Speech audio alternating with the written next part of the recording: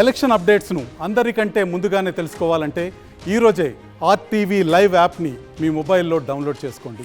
Hello all, welcome to RTV. నేను మీ కౌసల్య. ఈరోజు మనతో పాటు కృష్ణకుమారి గారు ఉన్నారు.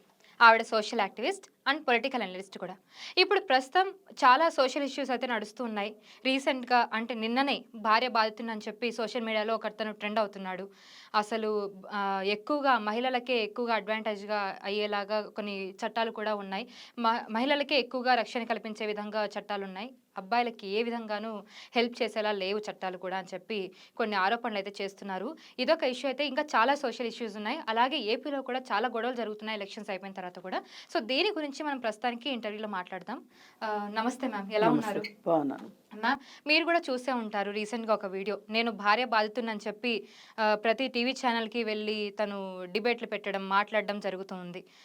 అతను కూడా ఆరోపించడం ఏంటంటే ఎక్కువగా ఆడవాళ్ళకి మద్దతు ఇచ్చేలాగానే చట్టాలు ఉన్నాయి. ఆడవాళ్ళకే ఎక్కువ సపోర్ట్ దొరుకుతుంది బయట సోషల్ మీడియాలో కానివ్వండి, లేదంటే బయట కానివ్వండి. అబ్బాయిల ఇష్యూస్ గురించి ఎక్కువగా ఎవరు మాట్లాడరు. ఫెమినిస్టులు బయటకు వచ్చేస్తూ ఉంటారు, మహిళా సంఘాలు బయటకు వచ్చేస్తాయి. ఏదైనా ఆడవాళ్ళకి ఏదైనా ప్రాబ్లం వస్తే నా భార్య ఎవరైతే ఉన్నారో నన్ను చంపడానికి ప్రయత్నిస్తుందని, నాతో గొడవ పడుతుందని, గాయాలు అయ్యేలా గాయాలని కూడా చూపిస్తున్నారు తను బయటకు వచ్చి. అసలు దీన్ని ఎలా చూడాలి మనం? అతనేమో అతని వర్షన్ అలా చెప్తున్నాడు. ఈరోజు తన భార్య కూడా రెస్పాండ్ అయ్యింది. తనేం చెప్తుందంటే ఇతను ఒక కామాంధుడు, ఇతను మంచోడు కాదు అని చెప్తుంది. అతన్ని కావాలనే అలా ప్రేరేపించి ఆవిడ విడిపోవాలి, తానే విడిపోయేలాగా చేయాలని చెప్పి తను ఇలా చేస్తున్నారు అని కూడా తను ఆరోపిస్తుంది. ఈ ఇష్యూని మనం ఎలా చూడాలి? బేసిక్గా ఏమై ఉండొచ్చు ఈ ఇష్యూస్లో? వాళ్ళిద్దరికీ గొడవలు ఉన్నాయి, ఇదైతే వాస్తవం. ఈ గొడవలకి ఏం కారణము అనేది వాళ్ళిద్దరూ ఒక చోట కూర్చుంటే కానీ మనం చెప్పలేము. ఇప్పుడు మామూలుగా కుటుంబాల్లో గొడవలు ఎందుకు వస్తాయి? ఆర్థిక విషయాల్లో రావచ్చు, టెంపర్మెంటల్ ఇష్యూస్లో రావచ్చు, అంటే ఇద్దరు కలిసి ఉండే విషయంలో భావోద్వేగాల పరంగా వచ్చే గొడవల వల్ల రావచ్చు. అలాగే ఇటువైపు కుటుంబ సభ్యులు అటువైపు కుటుంబ సభ్యులు ఎక్కువ ఇన్వాల్వ్మెంట్ అవ్వటం వల్ల రావచ్చు. అది ఇది కాదు అనుకుంటే నేపథ్యాలు వేరుగా ఉన్నప్పుడు కూడా గొడవలు వచ్చే అవకాశం ఉంటుంది.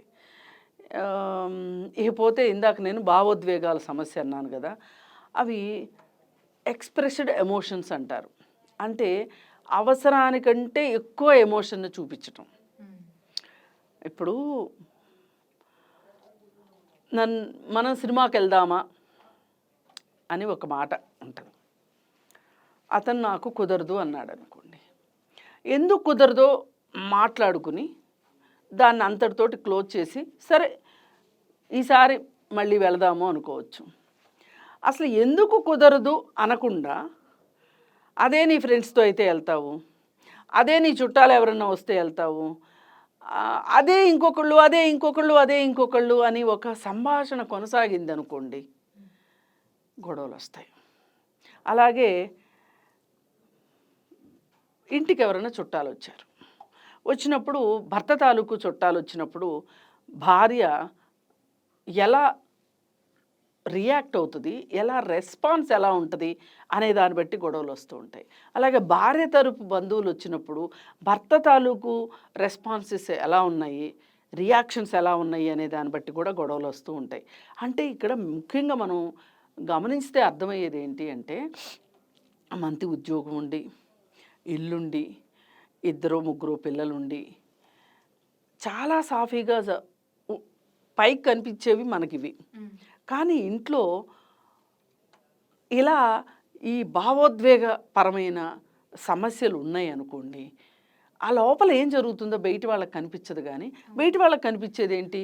అతనికి మంచి ఉద్యోగం ఉంది, ఇల్లుంది, కారు ఉంది, మంచిగా ఆణిముత్యాలు లాంటి పిల్లలు ఉన్నారు, అనుకూలవతి అయిన భార్య ఉంది, ఇలా రకరకాల మాటలు మాట్లాడతారు. కానీ ఆ ఇంట్లో ఇవన్నీ ఉన్నా కానీ భార్యని ఇబ్బంది పెట్టే మనస్తత్వం భర్త దగ్గర, ఇంకేదో నాకు కావాలి, ఇంకా నాకేదో కావాలి అని సంతృప్తి చెందని భార్య ఇంట్లో వాళ్ళిద్దరి మధ్యలో ఉండే వాతావరణం ఏదైతే ఉంటుందో ఆ వాతావరణం బయటికి కనిపించదు. ఎప్పుడు కనిపిస్తుంది బయటికి? ఎవరికన్నా వేరే వాళ్ళతో చెప్పినప్పుడు, వేరే వాళ్ళు వీళ్ళ ఇంటికి వచ్చినప్పుడు అర్థమవుతూ ఉంటాయి. సరే, కొంతమంది ఏం చేస్తారు అంటే వాళ్ళల్లో వాళ్ళకి ఎన్నున్నా కానీ పిల్లల ముందు బయటపడకుండా పెద్దవాళ్ళ ముందు బయటపడకుండా అలా జాగ్రత్తగా చేస్తూ ఉంటారు. ఇలా జాగ్రత్తగా చేస్తూ ఉన్న సందర్భంలో ఎప్పుడో ఒకసారి ప్రెషర్ కుక్కర్ పేలినట్లు గొడవలు వస్తూ ఉంటాయి. ఇట్లా ఏది జరిగినా కానీ ఇప్పుడు అన్నీ ఉన్నాయి అల్లు నోట్లో శని అన్నట్లు ఇవన్నీ ఉన్నా కానీ వాళ్ళు మానసికంగా సరిగా లేరు అనుకోండి. అంటే ఉద్వేగాల పరంగా సరిగా లేరు, ఎమోషనల్ బ్యాలెన్స్ లేదనుకోండి. ఎమోషనల్గా బ్యాలెన్స్ లేనప్పుడు నేను ఈ ఎమోషన్ చూపిస్తే రెండో వాళ్ళ దగ్గర నుంచి రియాక్షన్ ఎలా ఉంటుంది, ఆ రియాక్షన్ వల్ల నా కుటుంబంలో వచ్చే ఇబ్బందులు ఏంటి, మా ఇద్దరి మధ్యలో ఇది ఆ ఉద్వేగం వల్ల మేము దగ్గర అవుతామా మరింత దూరం అవుతామా, ఇలాంటి ఆలోచనలు భార్యాభర్తల మధ్యలో ఉండాలి. అవి లేనప్పుడు వాళ్ళకి ఇళ్ళు ఉండనివ్వండి, కార్లు ఉండనివ్వండి, ఏమన్నా ఉండనివ్వండి, మంచి ఉద్యోగం ఉండనివ్వండి, వాళ్ళైతే సుఖంగా ఉండలేరు, వాళ్ళు మనశ్శాంతిగా ఉండలేరు, వాళ్ళ పిల్లలు అంతకంటే మనశ్శాంతిగా ఉండలేరు. మరి ఇలాంటి పరిస్థితులు వచ్చినప్పుడు దీనిని ఎలా మరి పరిష్కరించుకోవటం అనే దాని దగ్గర కూడా ఒక వివేకం, ఒక నాలెడ్జ్ కావాలి. ఇప్పుడు ఇద్దరు మనుషులు కలిసి బతుకుతున్నారు అన్నప్పుడు గొడవలు సహజం. అలాంటప్పుడు ఈ గొడవలను నివారించుకోవాలి అన్నా, ఈ గొడవలు సద్దుమణగాలి అన్నా, ఆ ఇద్దరికి ఈ పరిస్థితి నుంచి బయటపడాలి మనము అనేది ఉండాలి, ఆ తాపత్రయం ఉండాలి ఇద్దరికి. అలా కాకుండా వీటిని ఇలా వదిలేసి ఫైట్ ఆర్ ఫ్లైట్ అని ఒక సిద్ధాంతం ఉంది. ఈ ఫైట్ ఆ సిద్ధాంతం ని వీళ్ళు సరిగా తెలియకపోవటము, ఆచరించకపోవటం జరిగిందనుకోండి. కొంతమంది ఏం చేస్తారు, అవసరమున్నా లేకపోయినా అక్కడే కూర్చుని ఫైట్ చేస్తూ ఉంటారు. కొంతమంది ఏం చేస్తారు, అక్కడ కూర్చుని మాట్లాడుకుని కాసేపు ఫైట్ అయితే అయింది, కూర్చుని మాట్లాడుకుంటే అయిపోయేదాన్ని ఫైట్ చేసుకోకుండా ఫ్లై అయిపోతూ ఉంటారు, వెళ్ళిపోతారు అక్కడి నుంచి, పారిపోవడం అంటారు దాన్ని, ఎస్కేపిజం చేస్తారు. ఇది సరిగా గనక పాటిస్తే చాలా గొడవలు సద్దుమణుగుతాయి. ఇప్పుడు ఈ ఫైట్ ఆర్ ఫ్లై అనేది మనం అనుకున్నాం కదా, దీనిలో ఇప్పుడు ఇందాక మీరు చెప్పిన వ్యక్తి ఎవరైతే ఉన్నారో అతను అక్కడ కూర్చుని ఏమైంది చూసుకోకుండా ఎలా పరిష్కారం చేసుకోవాలనేది ఆలోచించుకుంటే కొన్ని చార్ట్స్ కూడా బయటకు వచ్చాయి మేడం. అవి లేటరాను. ముందైతే అతను బయటకు వచ్చేసాడు. బయటకు వచ్చేసేసి మా ఆవిడ నన్ను కొట్టింది అని చెప్పి ఛానల్స్ చుట్టూ తిరిగి ప్రచారం చేసుకుంది. ఇప్పుడు అతనికి ఎక్కువ మద్దతు దొరుకుతుంది బయట నుంచి. అది దొరుకుతుంది, మరి మద్దతు కూడా దొరుకుతుంది. అయితే ఆ మద్దతు ఎందుకు దొరుకుతుందో కూడా నేను చెప్తా. అయితే ఇప్పుడు ఇతను ఛానల్స్ అన్నిటి చుట్టూ తిరిగే కన్నా కూడా ఇతను చేయవలసింది ఏంటి అంటే, ఒక ఫ్యామిలీ కౌన్సిలింగ్ దగ్గరికి వెళ్ళున్నట్లయితే కానీ, ఒక కౌన్సిలింగ్ సెంటర్ దగ్గరికి వెళ్ళున్నట్లయితే ఈ స్టూడియోల చుట్టూ వీటన్నిటి చుట్టూ తిరిగే పని లేకుండా ఇద్దరు కలిసి కూర్చొని మాట్లాడుకుని ఏం చేద్దాం, ఎలా చేద్దాము, ఒక పరిష్కార మార్గాన్ని చూసుకుని, అది కుదరదు అన్నప్పుడు చక్కగా విడాకులు తీసుకొని ఎవరి బతుకు వాళ్ళు బతికితే చాలా బ్రహ్మాండంగా ఉండేది. కానీ పైగా అతను ఏం చేస్తున్నాడు, అసలు మగవాళ్ళకి చాలా అన్యాయం జరిగిపోతుంది అని మగజాతికి ప్రతీకగా ఆయన వచ్చి ఒకప్పుడు ఒక పెద్ద ఆయన భార్యాబాధితుల సంఘం పెట్టారు. భార్యాబాధితుల సంఘం పెట్టి ఆయన ఈ మధ్యకాలంలో నేను భార్యాబాధితుల సంఘాన్ని నేను రద్దు చేసేస్తున్నాను అని చెప్పి ఒక ప్రకటన ఇచ్చారు. భార్యాబాధితులు కూడా ఉంటారు సమాజంలో, కాదని ఎవ్వరూ అనరు. కానీ భార్యా బాధితుడు కంటే కూడా ఇప్పుడు ఒక భార్యాభర్త కొన్నిసార్లు భార్యది పైచేయి కావచ్చు, కొన్నిసార్లు భర్తది పైచేయి కావచ్చు. ఏం జరిగినా మొత్తం కేసులను గనక మనం తీసుకుంటే గనక, అంటే సమాజంలో ఉన్న కేసులు ఏవైతే ఉన్నాయో, అంటే బయటికి రాని కేసులు కాదు సుమా, బయటికి వచ్చిన కేసుల వరకు మనం కూర్చుని ఆలోచిస్తే గనక, ఏదైనా ఒక స్టడీ జరిగితే గనక ఆ స్టడీలో ఉండేది ఏంటి అంటే, భార్యలే ఎక్కువ ఇబ్బంది పడుతున్నారు, కొన్ని చోట్ల భర్తలు కూడా ఇబ్బంది పడుతున్నారు. ఈ భార్యలు ఎక్కువ ఇబ్బంది పడడానికి కారణాలు ఏంటి, భర్తలు ఎక్కువ ఇబ్బంది పడడానికి కారణాలు ఏంటి అని చూసుకుంటే గనక, ఇప్పుడు మనకి తరతరాలుగా స్త్రీలపైన ఉండే ఒక చిన్న చూపు, ఇప్పుడు కొట్టటాలు తిట్టటాలు ఉన్నాయి. ఇప్పుడు ఎక్కువ కుటుంబాల్లో భర్తలు భార్యలను తిడతారా, భార్యలు భర్తలను తిడతారా? ఇది ఒక చిన్న లాజిక్. అంటే దీనికి పెద్ద సిద్ధాంతాలు, రాద్ధాంతాలు, చట్టాలు అంత దూరం వెళ్ళక్కర్లా. అలాగే భర్తలు భార్యలను కొడతారా, భార్యలు భర్తలను కొడతారా అంటే ఎక్కడో ఒక చోట భార్యలు కూడా కొట్టేవాళ్ళు ఉండొచ్చు, ఉండరని ఎవ్వరూ అనరు. కానీ మిమ్మల్ని ఎవరైనా కొడితే, ఇప్పుడు భార్యలను కొడితే భార్యలు ఎలా అయితే వచ్చి చట్టాన్ని ఆశ్రయిస్తున్నారో మీరు కూడా రండి. చట్టం ఏమీ భార్యలకు అయితే కొట్టచ్చు, భర్తలు మాత్రమే కొట్టకూడదు అని ఎక్కడ ఏ చట్టం చెప్పదు. కానీ వాళ్ళు చెప్తుంది ఏంటంటే పోలీస్ కంప్లైంట్ ఇచ్చినా కూడా అసలు ఎవరు కూడా పట్టించుకోవట్లేదు. కంప్లైంట్ ఇస్తే తప్ప వీళ్ళు, అది చాలా అబద్ధం. అమ్మాయిల కంప్లైంట్లు కూడా పట్టించుకొని పోలీస్ స్టేషన్స్ చాలా ఉన్నాయి. అందుకే వాళ్ళకి సఖీ సెంటర్స్ పెట్టాల్సి వచ్చింది. పోలీస్ స్టేషన్స్లో ఈ జెండర్ డిస్క్రిమినేషన్ ఎక్కువగా ఉండి, పైగా వాళ్ళకి కేసులు ఒత్తిడి చాలా ఎక్కువ ఉండటం వల్ల పోలీసులు సరిగా స్పందించట్లేదు. పైగా వాళ్ళ వర్క్ ప్రెషర్ అంతా వీళ్ళ మీద వేస్తున్నారు అని మనకి వన్ స్టాప్ క్రైసిస్ సెంటర్సు, అలాగే భరోసా సెంటర్సు ఇవన్నీ ఉన్నాయి మనకి. అక్కడికి పురుషులు కూడా వెళ్ళి కంప్లైంట్ ఇవ్వచ్చు. పురుషులు కంప్లైంట్స్ తీసుకోమని ఎవ్వరూ చెప్పరు. ఇద్దరిని పిలుస్తారు, ఇద్దరిని కూర్చోబెడతారు. కొన్ని పోలీస్ స్టేషన్స్లో అయితే చాలా మొరటగా మగాడన్నా కొట్టకుండా ఉంటాడా, భర్త నాకు కొట్టకుండా ఉంటాడా, భర్త నాకు వేరే స్త్రీకి దగ్గరికి వెళ్ళకుండా ఉంటాడా, నువ్వు సరిపెట్టుకోవాలి. ఎవరి కోసం సరిపెట్టుకోవాలి? నీకు ఎంత కష్టపడి నీ తల్లిదండ్రులు పెళ్లి చేశారు, పిల్లలు ఉన్నారు, ఈ పిల్లల భవిష్యత్తు ఏమైపోతుంది అని మహిళలకే చెప్తున్న పోలీస్ స్టేషన్స్ బోల్డ్ ఉన్నాయి. నేను నా కళ్ళారా చూశాను. అందుకని ఏంటంటే ఇటు జరుగుతూ ఉంటాయి, అటు జరుగుతూ ఉంటాయి. మీరు పోలీస్ స్టేషన్కి ఆశ్రయించటం కరెక్టా, లేదు ఒక మీడియా ఛానల్ని ఆశ్రయించటం కరెక్టా, ఒక ఫ్యామిలీ కౌన్సిలింగ్ సెంటర్ని ఆశ్రయించడం కరెక్టా అంటే నేనైతే యాజ్ ఎ ఫ్యామిలీ కౌన్సిలర్గా ఫ్యామిలీ కౌన్సిలింగ్ సెంటర్ని అప్రోచ్ అవ్వడం కరెక్టు. ఫ్యామిలీ కౌన్సిలింగ్ సెంటర్లో కూడా మీకు ఏమాత్రం మీ ఇద్దరికి సర్దుబాటు అవ్వదు అని అనిపించినప్పుడు, సర్దుబాటు జరగదు అనిపించినప్పుడు అప్పుడు మీరు పోలీస్ స్టేషన్కి వెళ్ళడమా, లేదంటే లాయర్ దగ్గరికి వెళ్ళడమా, వెళ్ళి మ్యూచువల్ అండర్స్టాండింగ్లో తీసుకోవడమా ఏంటి అనేది వస్తుంది. అలా ఇది స్టెప్ బై స్టెప్. అసలు ఫస్ట్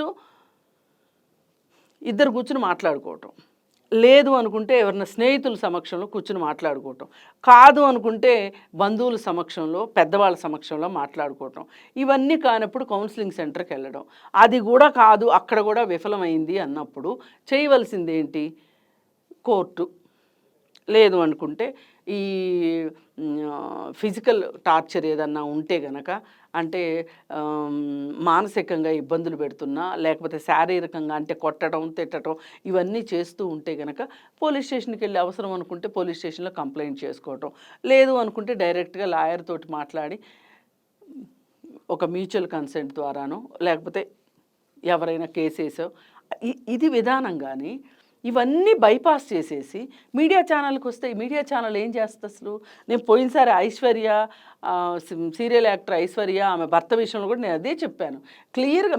మీరు చేయవలసింది ఏంటి? కూర్చోండి, మాట్లాడుకోండి, తేల్చుకోండి. కాదు అన్నప్పుడు కోర్టుకు వెళ్ళండి, విడాకులు తీసుకోండి.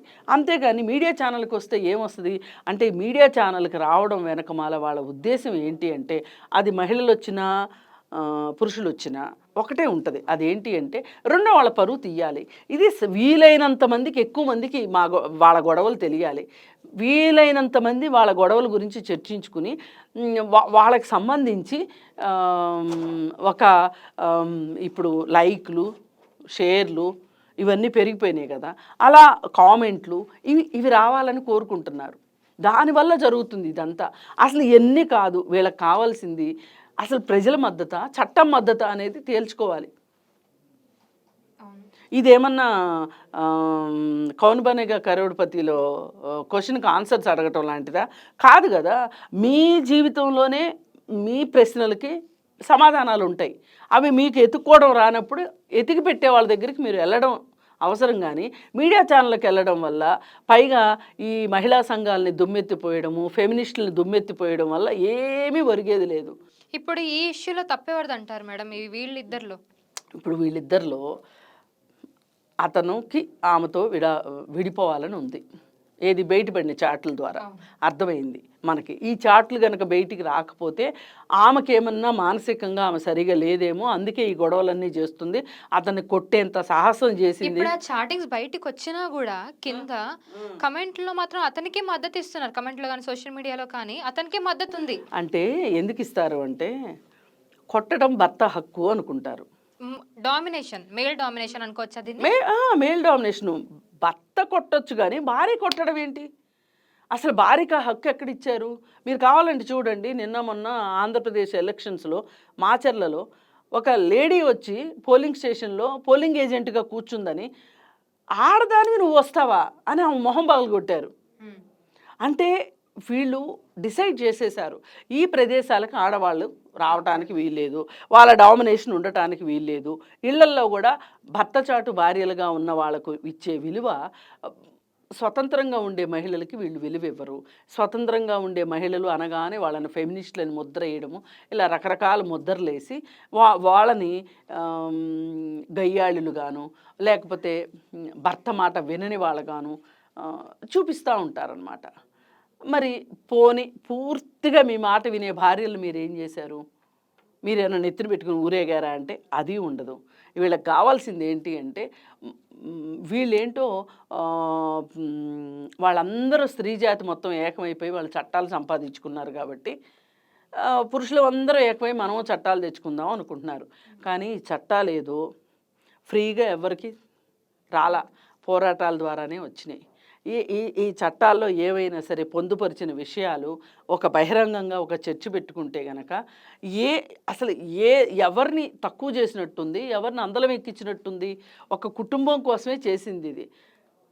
కుటుంబంలో హింస ఉందనుకోండి, కుటుంబ హింస చట్టం ఉంది, డొమెస్టిక్ వైలెన్స్ చట్టం ఉంది, దానిలో చెప్పే అన్నీ కూడా అలాంటి అవసరం ఉన్న స్త్రీకి ఇమ్మని ఉంది. కానీ అవసరం ఉన్నా లేకపోయినా ఇమ్మని ఎక్కడా లేదు కదా. మరి అలాంటప్పుడు మీకు వచ్చిన బాధ ఏంటి? అంటే ఇప్పుడు మీరు అతన్ని ఒత్తాస పలకాల్సిన అవసరం ఏంటి?